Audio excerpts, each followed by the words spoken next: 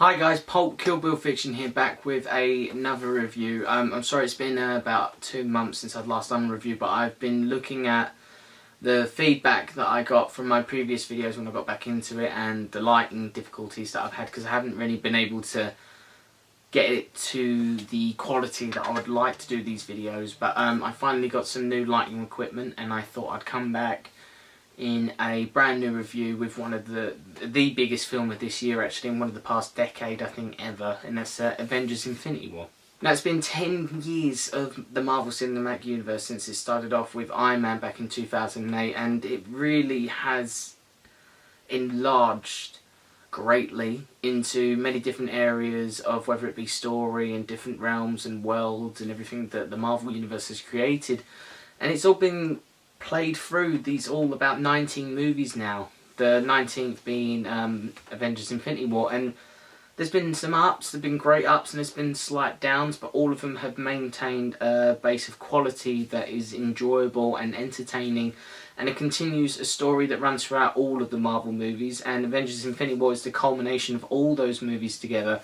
And I've got to say, it's fantastic the way they get everything together, like characters, and they're all different stories and the different components, and the way they're able to balance it out is just incredibly...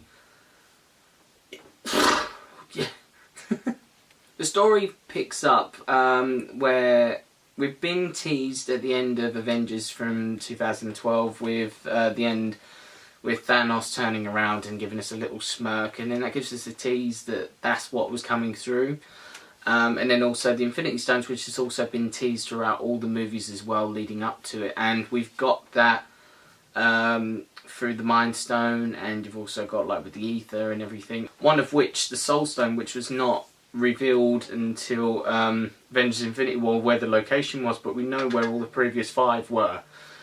So until then, we've been just building up who Thanos is really. He's just been sitting in a chair essentially and like been quite menacing from afar. There's been lurks around him, there's been talk about him, but we haven't really met him. So this is the first time since really Guardians of the Galaxy, with that little scene, that we've really expanded into who Thanos is and what type of threat he is. And it's he's played by Josh Brolin, and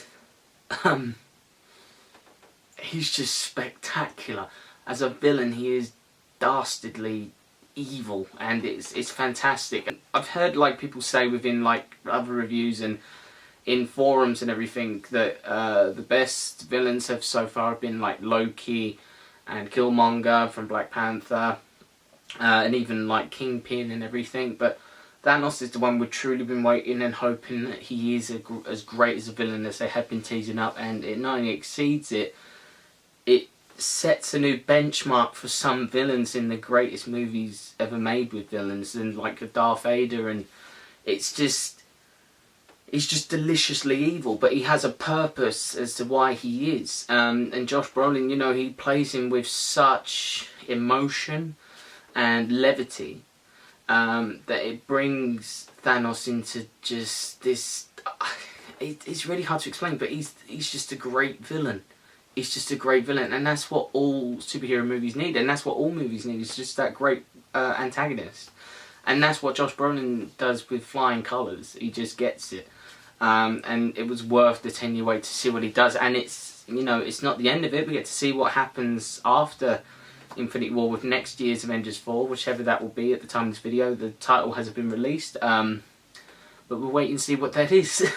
The main heroes, there's over too many characters to count, but main ones being the 6 core Avengers, well, except for Hawkeye, but we'll find out where he is. But also you've got the Guardians and the Doctor Strange, you've got Spider-Man, and you've got Black Panther, you've got all these different characters, and the main focus is that when going into this film, everyone had a worry, is like, this, on paper, this movie sounds unbelievable, and it sounds unprecedented, and it sounds like it's just too impossible to be made. When you watch it, it has... Anthony Russo and Joe Russo, the Russo brothers, have accidentally made something that shouldn't be that good. Meaning that this shouldn't have been allowed to work as well as it did, because it worked fantastically and amazingly well.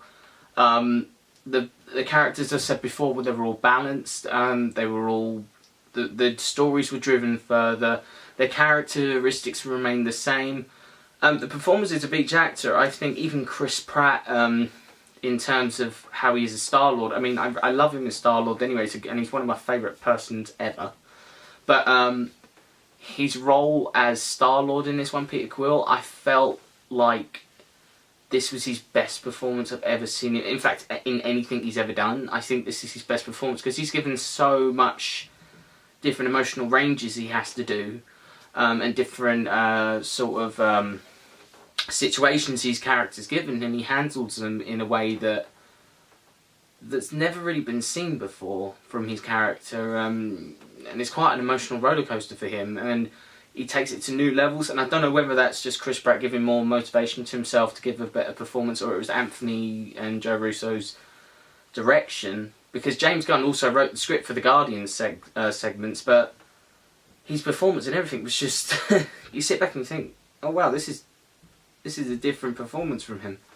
The thing with the amount of characters is that nobody is really brought front and centre. Everybody has their limelight, everyone has a purpose. Doctor Strange, Benedict Cumberbatch it's also brought forward into an integral role. I think it's absolutely important that you watch Doctor Strange as well before seeing this one, because it'll make more sense. It is, everyone's role is just expanded more. Everyone knows it's an emotional moment towards the end. Not to give any spoilers away, but it's given by Tom Holland essentially, and everyone I've spoken to, everyone pinpoints that bit that they gave was extremely emotional to watch, and that was because his performance, and apparently it was improvised, which is just absolutely fantastic. So props to him as well. In the end, Avengers Infinity War, I bought the soundtrack. The soundtrack was done by Alan Silverstreet, and the last 3 tracks are absolutely masterpieces of music, because it's just incredibly emotional, it's incredibly lifting, and it's one of the best scores also from the whole of the Marvel Cinematic Universe. I've also got the poster as well. I just absolutely have fallen in love with this movie, and I need to go see it again. But I mean, Kevin Feige and the rest of the producers and directors from the last 10 years of Marvel, I think from fans like myself and billions of others, I think we have to say thank you for the last 10 years, because I've been into this series since I was 12. I'm now 22. And this series has just progressively got better and better and more expansive, and it still feels like the same little cinematic universe that started with Iron Man, and it's just gotten bigger and better every time.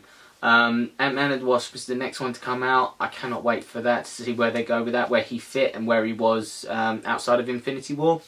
But I also can't wait to see what happens with Avengers 4, because it could go in any direction. Apparently there might be time travel involved, because there's some set photos where they go back to the first Avengers with the Battle of New York. But at the end of the day, the Avengers Infinity War is just